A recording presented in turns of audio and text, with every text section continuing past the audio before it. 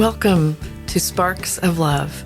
My name is Jerri Lynn Sparks. I am a Southerner who lives in New York, and this is a podcast about what love is. So, I have been divorced for 12 years, so a dozen divorced, and I have been raising my kids by myself in New York for the past 12 years all by myself. And I haven't had a whole lot of time to really focus on my love life. I've been working and, making sure my kids got on the bus and running a house, doing a lot of volunteer work in the community, and just really hadn't had time to focus on myself. But last year, I became an empty nester. And so for the first time in the, 11 years at that point, I had free time to think about what I wanted for my life. And at first I was kind of at a loss. And then after the holidays, I realized this is going to be the year that I found love. This is it. I made a commitment that I'm going to find love this year. And I've seen people do it. You see it in Hallmark. You see it in the movies, the meet cute, or, people will tell you when you're least expecting it is when it will happen. I have to say that's not true, because I have been least expecting it for 12 years now. And unless I'm least expecting incorrectly, that's just a saying that people use to reassure you. It hasn't happened for me. And I remember at one point when I first became single, my middle son said to me, "I want a new, better daddy." And then he started crying. The other kids started crying. And this was the day that I became single. Suddenly single, unexpectedly single.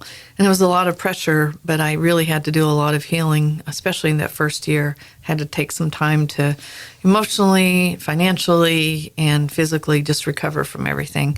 So dating was the furthest thing from my mind. And so I kind of told the children, I would deal with that later. And I was also very protective of them. I didn't want to just put a ring on it. I didn't want to just check a box. And so I really took that time off that first year to really think about what I needed to just be whole again.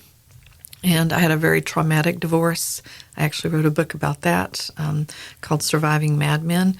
But I just wanted to have that year. And so at the very end of that year, I went to the beach in Maine with some friends, and I took the children and their friends with me. And I remember it was an 8-day vacation. It was such a luxury back then to be able to do something like that.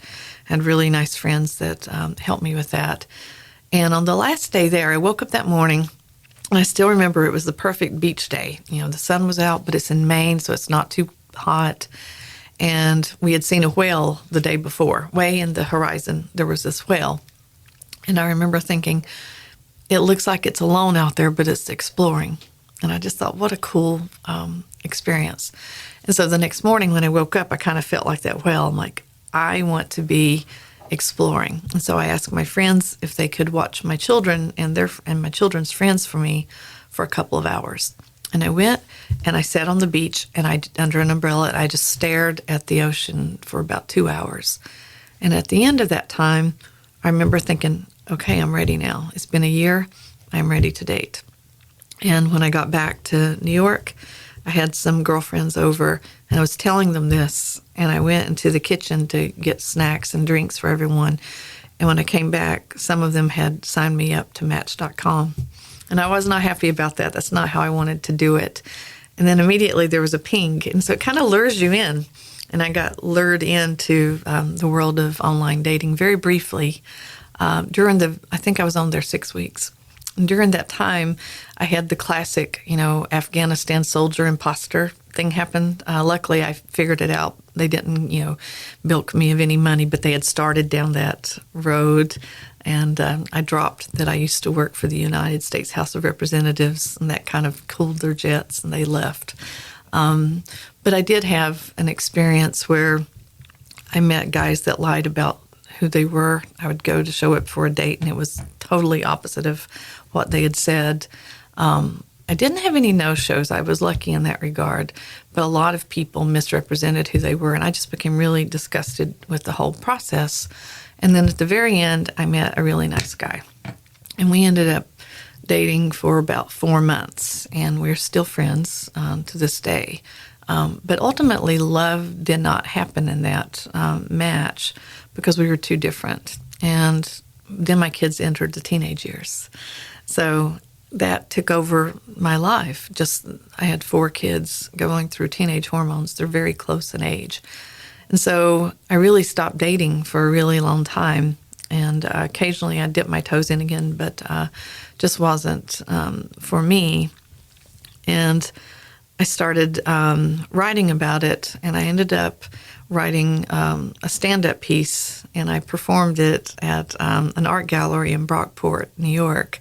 And that was really healing, just to share with the world the mind that's out there. There is just, so many pitfalls that you can wander into, and a lot of people that you find on online dating have issues. We all do, but I found a particular set of them. And so instead of getting bitter about it, I turned it into humor. And I'll share some of that a little bit later. But, over the years, when the Hallmark movies would be on, the kids would kind of look at me and wonder why I haven't found anything. And I remember one time driving down the road with my son who has autism. He has no filter. He innocently says whatever he's thinking, and we've been working on that. But he does just, blurt out whatever's on his mind. And he was starting to learn about love and get interested in girls himself, and still wanting me to, fix the thing that was broken. One of the key features of autism is they need to have everything stay the same and for broken things to be fixed. And it's a human universal trait. We want to fix the broken things. Even in cultural references, there's a lot of songs about healing the broken, and in art, that's a theme. And so at one point, my son looked over at me as I was driving, and he just got a disgusted look on his face, and he just said, "What's wrong with you?" And I just remember being taken aback by that, but, knowing that he has autism, so he'll just say whatever. And I really started thinking and internalizing, what is wrong with me? Is there something about me that's unappealing to the type of man that I want to draw? And is it the fact that I have 4 kids? That can be scary to some men. They don't want to add 4 stepchildren to their lives. Is it the fact that my oldest has autism? He lives in a group home, but I am very involved in his life. And if that's the case, I don't want that kind of man in my life. If you can't, accept my children, that's a huge part of who I am. So I thought, well, I'm going to just continue to live my life. But then I would think occasionally, well, maybe I'm not, young enough or rich enough or pretty enough or smart enough. Like, you do those things to yourself. And at a certain point, I just kind of, symbolically put my foot down and said, no, I am enough. I am more than enough. I am a really nice, kind, accomplished woman, and I have something to offer to the right guy. And there's been offers, but I don't want to just, like Jared wanted me to do, my son wanted me to do, just check the box and, have that fixed. I didn't feel like my life in that regard needed fixing. I just wanted to live my life and find somebody that added to it. I don't want to be a nurse with a purse, and I certainly don't want to take on any more work. I don't want the relationship to be work. You hear that all the time. Oh, good relationships take work. I really want somebody that adds joy to my life. And so I've just been kind of thinking maybe I need to take a year to find out what love is. You can't really have an end goal if you don't define what that goal is. And so the reason I wanted to start this podcast was to explore with you, the listener, my journey to find out what love is and to see where I can find it. And then the other thing I saw out in the culture was all these shows and like The Bachelor. I bristle every time I see that show. I'm sure it's wonderful people that produce it and that are on the show, but it reminds me of that scene in the movie Toy Story, I think it is, where the claw machine is on the screen, and there's these little alien toys, and they're looking up at the claw going, will it choose me?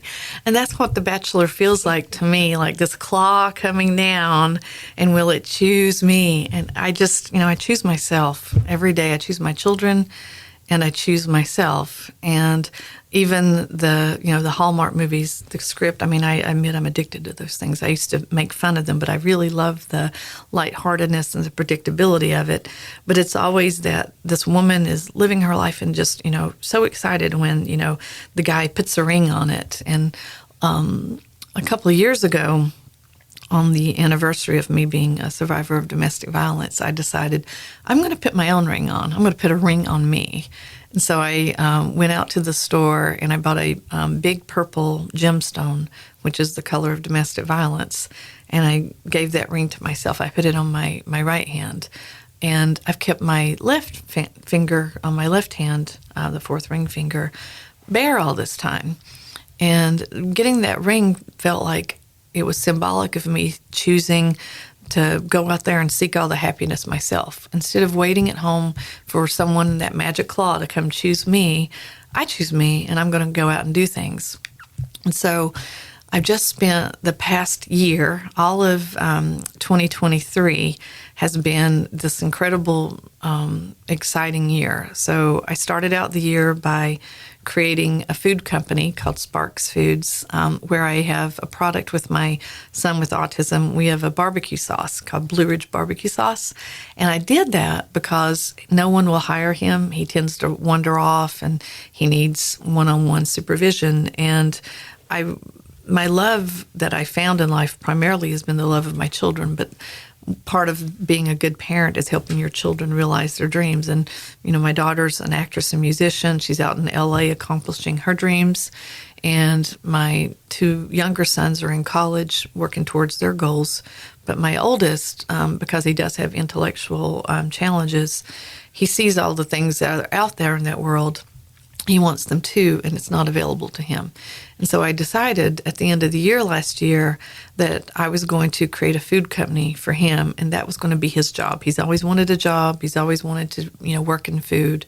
And so I called Polly Guglielmo of Craft Cannery, and we made a deal. And in February of this year, we actually created the product.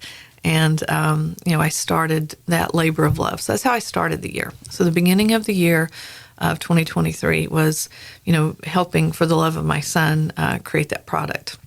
And then the next month, I decided that the employer where I was at really wasn't serving me and my interest. It didn't feel like there was growth there. So I started a new job, and I love it. So it was another thing I did to invest in me and to make sure that I'm having the experiences and the adventures that I want. And then I also decided that I was going to hike the Adirondacks this year. And so I wanted my son with autism to be able to enjoy that with me. So we hiked Mount von Hovenberg. And then we took an Olympic bobsledding ride, which was the most terrifying thing I've ever done in my life. But I did it. It was, just I could say no or I could say yes. And I just went for it. And then I was at a concert, the Duran Duran concert, and I met this guy behind me, and he mentioned the Rochester Rotary, and my canner, Polly Guglielmo, had also just mentioned the Rochester Rotary to me, and I just looked them up and saw what they were all about. And so I joined the Rochester Rotary, and I just got accepted into that. And on the drive over here today, I was thinking, this has been a year of yes. Instead of saying, oh, I'm too busy, I can't take on another thing. Really, I need to, just focus on one or two things. I have gone for it. I hiked Mount Mitchell with my son with autism and my nieces and nephews, the highest point east of the Mississippi. I hiked over 75 miles with the women's hiking group I founded. I started a writers group where we meet quarterly to discuss world politics or cultural issues. We just had our third quarterly dinner 2 days ago. So I basically have just built in all these things that really make me happy, and yet I go home at the end of the day and it's an empty house. And my son with autism, he'll call me every night and he's like, "What did you have for dinner?" And I'll tell him. He goes, "Well, you live alone now." Like, he points that out all the time, and I like it in many ways. But there is something where you want a little bit of support. Like, it would be nice to have a hug. It would be nice to have somebody to go on an impromptu dinner. Instead of right now, my entire social life, I have to plan ahead and see if people are free. I'm a very spontaneous person, and it's a source of stress for me. I really wish there was somebody I could just have my regular, plus one. But I'm fine going to dinner alone. I'm fine, I do everything alone except hike. I will not, hike alone. So that's why I started the hiking group. But there's been that thing missing. And so last year, when I said this is going to be the year that I find someone, it got towards the end of the year and December hit. And I woke up that morning going, this was going to be the year I found love. And I found love in various forms, but I didn't find, the love that I had hoped I would find. And I did try. I actually went on 2 or 3 dates with this man that I met, and that was not good. And so I remember just going onto Lollipop Farm's website, and I saw this little kitten that had special needs, and it had come from North Carolina, which is where I'm from. And I thought, oh, it's a sign. I should go over there. But I'm just going to look. Didn't even take a cat carrier with me because I'm just going to look. And I got in the door, and the very first cage was these 4 little calico kittens. I'm like, that's not the cat I came for, but oh my goodness. And so I went around and I looked at all the other cats, and there was another couple that was already looking at the special needs cat that I wanted. So I thought, well, I'll just hold the little calico that I saw when I first came in the door. And the moment I picked her up, she started purring. And it's not often that a cat will do that immediately. And she's like all into me, like right there, And the others were she had 3 siblings, and they were all running around like psychos. But this one was calm. This was like this little chill cat, and she was just like nestled into me. And I couldn't put her down. And there's another young family that wanted her, and they said, well, let's put her back in the cage and look some more. And I said, absolutely not. This is my cat. So I got the cat. I got this kitten. And I already had an 11-year-old cat at home. But I thought, another kitten would be good because I'm an empty nester. And on the drive home, I was trying to think of what to name her. And they had named her something like Mabel or Stella or some Southern thing from Tennessee Williams. I forget what it was now. I'll think of it later. But the moment I got in the door, I realized I woke up this morning thinking, wow, this wasn't the year that I found love. So her name is Love. And so I named the cat Love, and like Jared, I checked off that box. I found love. But since then, I've had a little bit of time to think about it, and it just keeps on becoming something in my mind. I'm not sad, and I'm not paralyzed. I go and do a lot. I went to, 16 concerts this year, and so many hiking trips, girlfriends' weekends, that sort of thing. Just a really rich, full life. I'm working on some entrepreneurial things with the company that I'm the founder and CEO of. But there's still that missing piece. But it's not like I feel incomplete. I am a complete whole person myself who has something to add to others. And so I thought it would be an interesting experience to have a podcast to explore what love is. And so this is why I'm starting the podcast. I hope that you will join me on this journey. I think there's a lot of people out there like me who really wonder what it is that this thing called love is.